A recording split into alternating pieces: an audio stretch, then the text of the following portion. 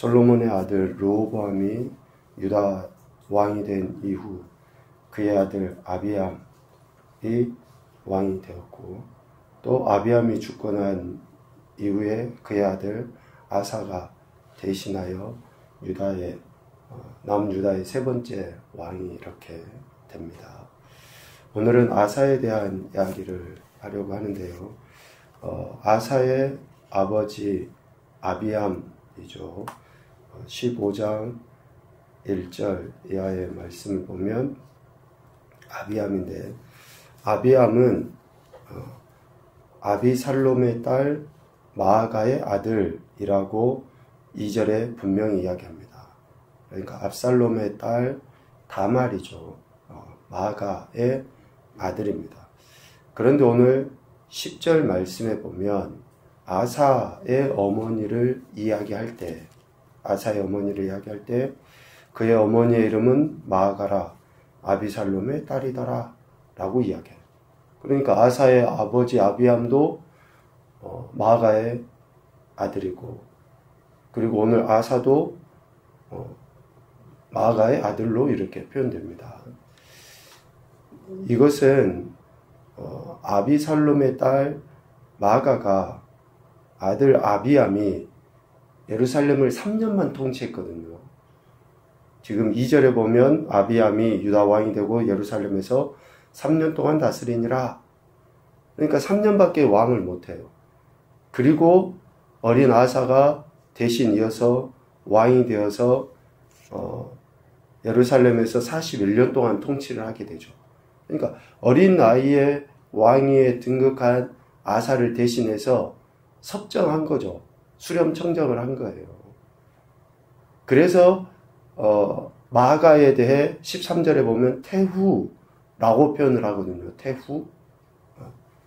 그러니까 지금 아사는 아비암의 아들이 맞아요. 아비암의 아들이. 그 관계가 그렇게 됩니다. 그런데 아비암이 일찍 죽고 어린 나이에 왕이 되어서 아비암의 어머니 마아가, 즉 자신의 할머니가 이렇게 대신 수렴청정을 하다 보니까 지금 성경 표현에는 아비살롬의 딸 마아가의 아들 아사로 지금 불려지고 있는 것이라고 할 수 있습니다. 그렇게 이해하시면 될 것 같고요. 아사의 이름의 뜻은 치료하는 사람, 치료라는 의미가 있다 그래요. 치료하는 사람. 그리고 그의 업적에 대해서 또 그의 평가에 대해서는 11절에 이야기하죠. 아사가 그의 조상 다윗같이 여호와 보시기에 정직하게 행했다. 이것이 아사에 대한 하나님의 평가입니다. 치료하는 사람으로서 하나님 보시기에 다윗처럼 정직하게 행했다. 아사는 비록 아버지 아비암이나 또 그의 할아버지죠, 르호보암, 이 행한 모든 죄를 이렇게 행하고 그의 마음이, 그러니까 아비암도 그렇고 르호보암도 그렇고 악을 행했는데 아사는 그들의 마음과 같지 않은 거예요. 저들이 하나님 보시기에 정직하지 못한 행태를 보였으나 아사는 아비암이나 르호보암이 아니라 그의 할아버지의 아버지인 다윗을 본 거죠. 할아버지죠. 관계가 지금 이렇게 족보가 나오면, 왜냐하면 그냥 아버지 계열이나 어머니 계열이 다르면 상관이 없는데 형제지간에 근친상간이 있어서 지금 굉장히 지금 관계가 애매한 거예요. 실은 압살롬은 다윗의 아들이거든요. 그런데 지금 아사나 아비암에게는 어때요? 어머니, 할머니로 지금 표현된 거죠. 그러니까 관계들이 지금 애매한데 하여간 그렇습니다. 아사는 이런 환경에서 여전히 다윗과 같이 하나님 보시기에 정직하게 행했다라고 지금 평가를 받고 있습니다. 아사가 행한 행동은 12절, 13절, 그리고 15절에 나와 있습니다. 남색하는 자를 그 땅에서 쫓아내고 그의 조상들이 지은 모든 우상을 없애는 것. 어머니라고 표현되어져 있는 마가, 즉 할머니죠. 혐오스러운 아세라상을 만들었기 때문에 태우의 위를 패하고 그 우상을 찍어 기드론 시내가에서 불살라버리는 것. 그리고 15절에 아버지와 자신이 성별한 것, 곧 은과 금과 그릇들을 여호와의 성전에 받들어 드리는 것. 아버지가 또 자신이 성별했다라고 한 게 거룩한 게 아니에요. 자신들이 모아놓은 그러한 의미죠. 아버지도 자기 자신을 위해서 모아놨고 지금 아사도 자기를 위해서 모아놨던 그런 은과 금을, 그릇들을 하나님께 아사가 드려버린 거예요. 그러니까 아사는 그 이름의 의미처럼 영적으로 병들어 있는 유다를 치료하기에 힘쓴 거죠. 종교개혁이라고 할 수 있습니다. 할아버지 르호보암, 아버지 아비야, 이 하나님 앞에 온전하지 못하여 하나님을 노엽게 하였으나 오늘 14절의 말씀에 보면 아사의 마음이 일평생 여호와 앞에 온전하였다 라고 이야기해요. 일평생. 그럼에도 불구하고 아사와 이스라엘 왕 바하사 사이에 일생 동안 전쟁이 끊어지지 않네요. 이것은 지금 아사의 문제만은 아닙니다. 그 이전에 르호보암 때부터 계속 여로보암과 전쟁이 그치지 않았다라고 이야기하죠. 14장 30절에 르호보암과 여로보암 사이에 항상 전쟁이 있으니라. 그리고 오늘 15장 6절에도 르호보암과 여로보암 사이에 사는 날 동안 전쟁이 있었다. 지속적으로 남과 북으로 나뉘어진 이후에 계속 전쟁이 있었던 거예요. 아사 역시 북이스라엘과의 전쟁이 끊이지 않았다라는 거죠. 이렇게 전쟁이 끊이지 않는 그런 상황에 이때에 아사의 행동을 좀 주목해 봐야 됩니다. 일생 동안 여호와 앞에 온전하여 하나님 뜻을 행하려 했음에도 불구하고 눈에 닥치는 그런 전쟁의 상황을 아사가 어떻게 대처했는가 라는 것을 보면 아사는 아람 왕 베나닷에게 은금을 주고 이스라엘의 왕 바하사와 세운 약조를 깨뜨릴 것을 요구해요. 18절, 19절에. 바하사가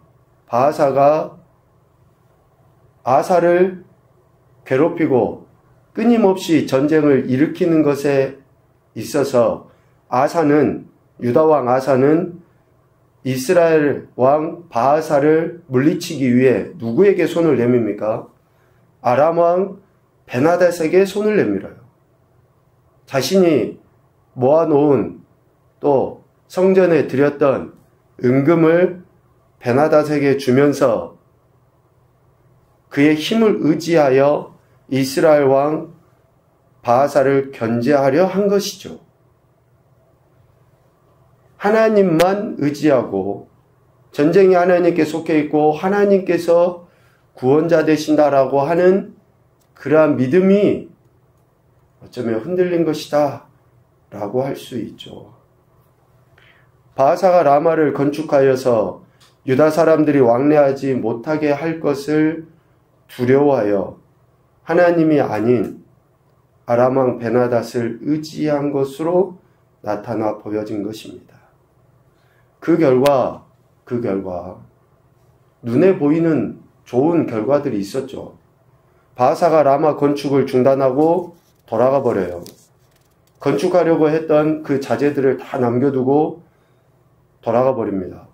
그럴 때 돌과 제목을 가져와서 베냐민의 게바와 미스바를 건축해요. 22절에. 눈에 띄게 승리의 모습이 보입니다. 사람을 의지하고 사람의 도움을 구해서 이런 결과물이 얻어져요. 그런데 결정적으로 23절 말미에 아사의 노년에 늙음하게 어떤 일이 생깁니까? 발에 병이 들게 돼요. 단순히 나이 들어서 병이 들었다의 차원이 아니거든요. 어쩌면 그랬으면 성경에 기록도 안 돼 있겠죠. 왜? 하나님 앞에 온전함으로 다윗의 길을 걸어갔던 그 아사의 마지막 노년에, 그렇게 하려 했던 아사의 노년에 발에 병이 들었을까? 이것은 아사가 하나님이 아닌 아람 왕을 의지한 것에 대한, 우리가 사람을 의지해서 눈에 보이는 결과물을 가져올 수도 있습니다. 그래서 사람들은 그것을 성공이라고 이야기하고, 그러한 일들이 잦아지면 하나님이 아닌 다른 것, 사람을 더 의지하게 만들어버리거든요.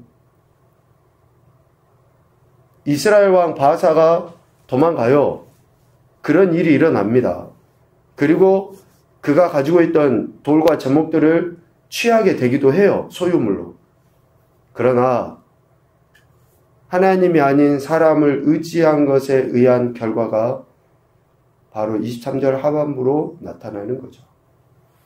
이것은 아사가 처음과 달리 세월이 흐를수록 점차 하나님에게서 멀어져 갔음을 의미합니다.